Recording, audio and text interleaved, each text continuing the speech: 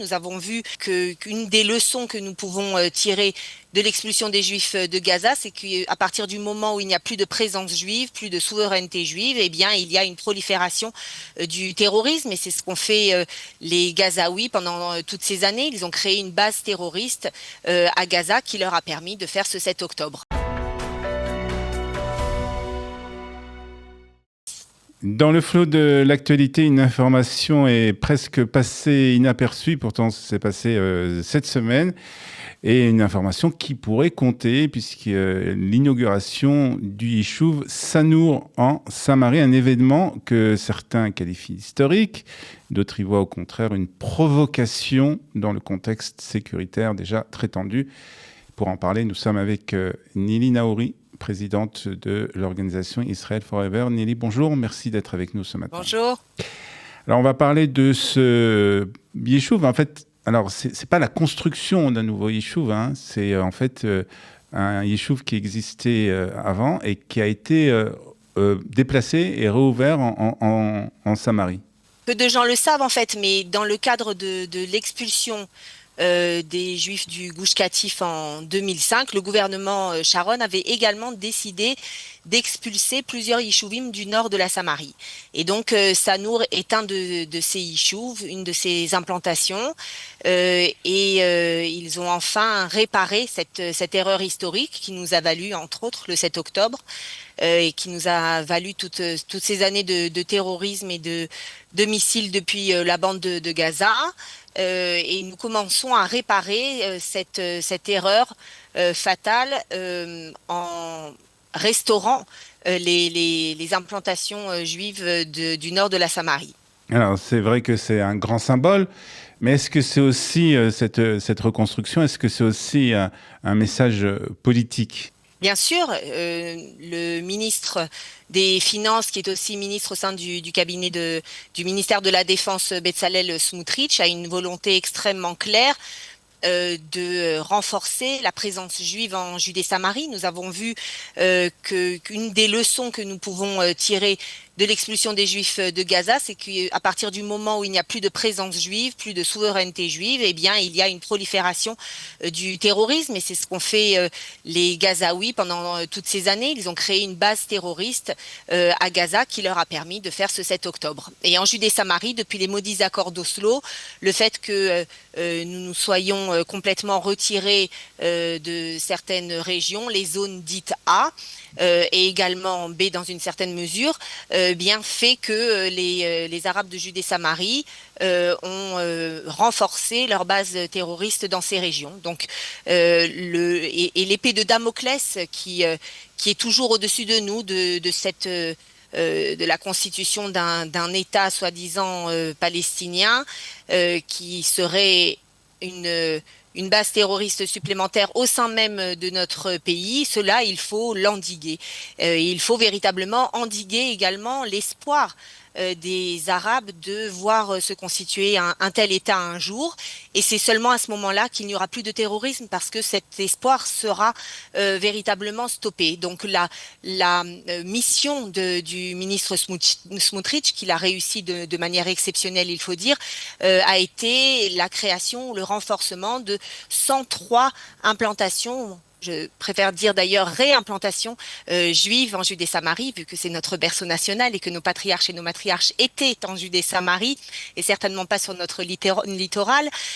Donc le fait d'avoir renforcé cette population, la motivation du conseil, du président du conseil régional Yossi Dagan, qui habitait à Sanour et qui est revenu à Sanour grâce à Dieu, de renforcer la population, d'augmenter la population d'encore de centaines de milliers de Juifs en Judée-Samarie, cette volonté est en train de se réaliser pour empêcher la création d'un État arabe-palestinien supplémentaire à Dieu ne plaise et pour renforcer notre sécurité et déclarer au monde entier que cette terre est juive. Nous avons véritablement depuis 67 fait véhiculer un message mensonger aux nations en ne pas appliquant notre souveraineté sur la Judée-Samarie en disant que peut-être effectivement effectivement ces terres n'étaient pas nôtres. Non, il faut absolument que nous déclarions la vérité. Je pense que d'ailleurs cette guerre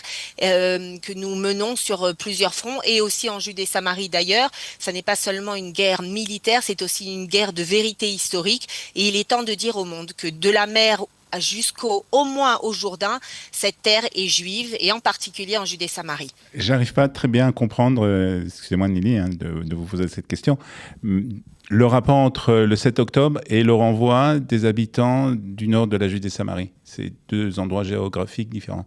Je vous disais que de la même manière que les Juifs qui ont été expulsés du Gush Katif ont permis l'établissement d'une base terroriste à Gaza, cela prouve que le fait qu'il n'y ait pas de présence juive dans un territoire fait la place véritablement à l'établissement d'une base terroriste qui peut permettre un 7 octobre. Et donc de la même manière, dans le nord de la Samarie, et d'une manière générale, suite aux accords d'Oslo où nous avons dû céder des zones à l'autorité arabe palestinienne, cela a permis également l'établissement de bases terroristes en Judée-Samarie, et ce qui est un véritable danger pour tout le pays, vu que c'est véritablement de manière géographique le cœur du pays, c'est véritablement le centre du pays, et donc c'est tout le pays qui est en danger si nous ne prenons pas des mesures, si nous ne restaurerons pas une présence juive massive en Judée-Samarie.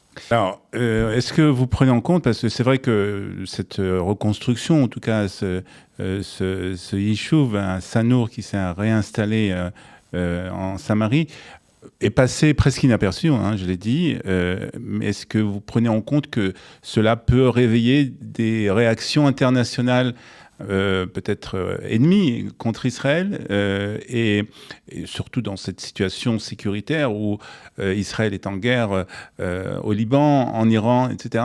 Est-ce que vous prenez en compte ce genre de réaction? Je pense que c'est exactement le contraire.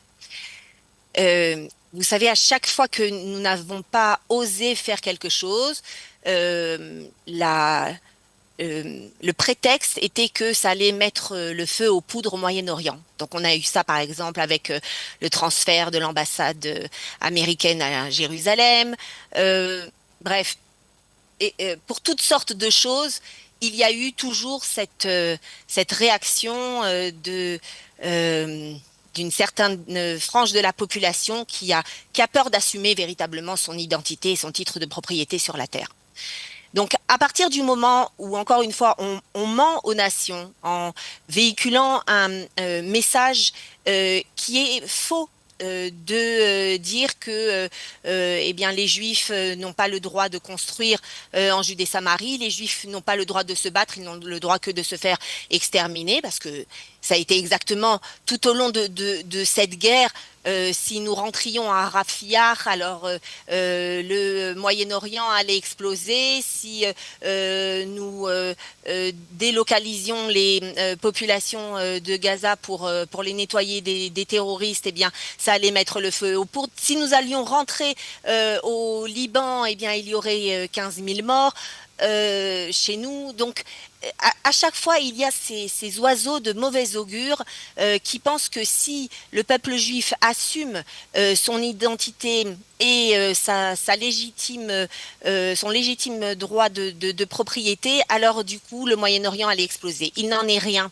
Lorsque le peuple juif réalise ce pourquoi il est sur cette terre, c'est-à-dire assumer sa souveraineté sur l'ensemble de son territoire, se comporter comme un propriétaire, construire là où il doit et où il veut. Eh bien, dans ce cas-là, je pense que même si nous ne serons pas aimés par les nations du monde, nous serons au moins respectés. Et nous devons aussi le respect à nous-mêmes. Nous ne sommes pas venus ici pour plaire à nos voisins. Nous voyons que nos voisins, eh bien, ce sont des fronts ouverts depuis maintenant pratiquement 3 ans. Et donc, nous devons combattre pour rester sur cette terre. Et cette région du monde fait que c'est la loi du plus fort qui règne. Et donc, nous devons nous adapter. Donc, il ne sert à rien de prendre des mesures des mesures diplomatiques et de, de, de, de cacher nos véritables intentions. Il est temps de dire de manière claire et nette, nous sommes les propriétaires de cette terre et nous allons nous comporter en tant que tels. Nelly, on voit de plus en plus des actions qui sont commises contre la population palestinienne, ces jeunes des collines, même s'ils ne représentent pas du tout la population de Judée-Samarie, mais c'est des actions qui sont de plus en plus nombreuses. Comment vous réagissez par rapport à ça? Est-ce que vous pensez que l'État d'Israël, que la police, que l'armée fait suffisamment pour essayer d'éviter ce genre d'action? On a véritablement un syndrome chez nous, c'est devenu un complexe grave, je trouve, de penser que lorsque un juif se lève et se bat, eh bien, il faut faire attention si c'est véritablement justifié, si ça a été fait selon les règles de l'art, si véritablement il était en position de défense et non pas d'attaque. Bien entendu que je ne suis pas pour le fait de prendre des initiatives, d'aller de manière non réfléchie et non justifiée, d'aller simplement attaquer des Arabes qui seraient dans le coin. Si vous prenez quand même les cas isolés de ces jeunes qui sont accusés d'avoir provoqué ou attaqué des Arabes dans la région, eh bien, vous verrez que dans la grande majorité des cas, il y a eu une provocation avant ou des menaces de la part des villageois arabes environnants. Donc, mais je l'ai dit, d'abord, c'est des cas il ne isolés. s'agit pas... Je l'ai dit, c'est des cas isolés, Nili. Mais est-ce que vous pensez que justement, ces cas isolés entachent quand même toute une population qui Non, compte? ça n'entache pas une population de la même manière que s'il y a un voleur dans un certain secteur, eh bien c'est pas tout le secteur qui doit être entaché. Donc il faut arrêter de penser que parce qu'il y a certains cas isolés, eh bien ça entache toute la population de Judée-Samarie. La population de Judée-Samarie veut y vivre de manière pacifique, mais de manière assumée. Donc s'il y a quelques juifs, quelques jeunes qui, dans leur enthousiasme débordant et dans leur incompréhension de la situation, du fait que le gouvernement parfois n'assume pas assez notre titre de propriété justement sur cette région, eh bien débordent et font des actions qui ne sont pas justifiées, eh bien la police pourra s'en occuper. D'abord, ça n'est pas à l'armée de s'en occuper, c'est à la police parce que ça peut être considéré comme de la délinquance, eh bien qu'ils s'en occupent. Mais il ne faut pas penser que ces jeunes il faut d'abord leur rendre hommage parce que ce qu'on appelle donc les Naharé Agvaot, ces jeunes des collines, sont des jeunes qui sont extrêmement idéalistes et qui ne font pas cas de leur petite vie individuelle, qui sont capables de s'installer sur une colline où il n'y a rien, de vivre et dormir sous des tentes ou des cabanes, tout ça pour prendre possession de notre terre et réaffirmer que nous sommes les propriétaires. Donc moi d'abord, ces Naharé Agvaot, je pense qu'il faut leur rendre hommage et les remercier de leur action. Et après, si parmi cette jeunesse, il y en a certains qui outrepassent leurs droits, eh bien la police n'a qu'à s'en occuper. Très bien. On va, pour terminer, parler d'un sujet. On a vu que vous étiez aux cérémonies de Yom Ha'atzmaut au Mont Herzl. Comment vous avez trouvé ces cérémonies?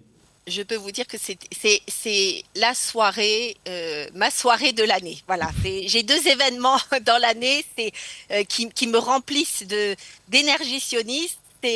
C'est cette soirée au Har Herzl, la cérémonie des flambeaux, et le Yom Hebron. Voilà, c'est ces deux événements qui font que toute l'année, j'ai véritablement une énergie bleu-blanc en moi qui me tient tout au long de l'année. C'est une cérémonie qui est phénoménale parce que bon, bien entendu, cette année, elle revêt une importance encore plus symbolique, encore plus forte au niveau émotionnel parce que nous avons ont été remises toutes les images, bon, bien entendu, des retrouvailles des otages avec leurs familles, tous ces soldats qui ont été blessés, amputés, à qui nous devons véritablement notre salut.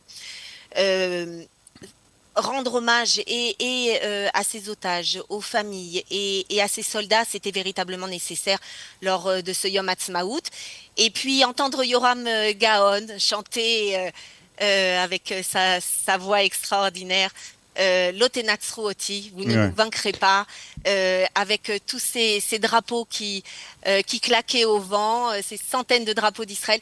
C'était quelque chose de phénoménal. Ça vous remplit d'une fierté et d'un honneur extraordinaire. Certains ont pensé, en l'échiquier politique, que cette cérémonie était détachée du peuple, qui ne représentait pas du tout le peuple. Qu'est-ce que vous en pensez ? Il y avait 12 représentants du peuple, avec des gens qui étaient de tous les bords politiques. Même des gens de droite ont critiqué la décision de Miri Regev d'inviter certaines des personnalités qui ont allumé les flambeaux.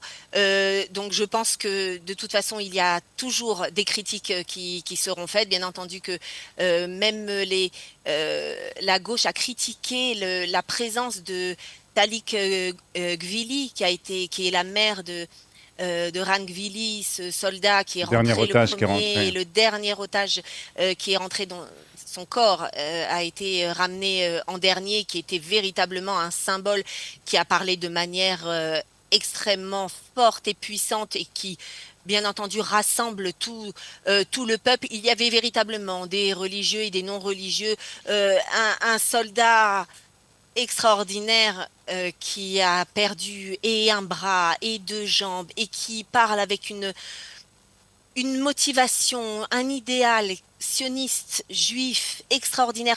Je pense que le monde de la médecine était également représenté par une femme qui, sincèrement, je ne pense pas qu'elle était du camp national, mais qui était aussi, bien entendu, extraordinaire. Toutes les franges de la population étaient représentées. Je pense qu'il ne faut pas faire attention à toutes les critiques. Il y en aura toujours qui critiqueront, mais c'est exactement le contraire. Véritablement, cette cérémonie rassemble tout le peuple. Chacun peut s'y retrouver et toutes les personnalités qui ont allumé des flambeaux, de les voir rendre hommage à ce pays si extraordinaire, chacun dans son domaine représentait véritablement une force juive, la force juive, le cerveau juif, et également bien entendu la présence de Javier Milei, le président argentin, qui a chanté, dansé sur scène. Non, c'était extraordinaire, et de l'entendre aussi dire Am Israël Chai et les Tiferet Medinat Israël, la magnificence de l'État d'Israël, qui est la phrase de cette cérémonie, c'était quelque chose de phénoménal. Très bien, merci beaucoup en tout cas Nili, et à très bientôt sur Studio Kelta. Merci à vous. À bientôt. Au revoir.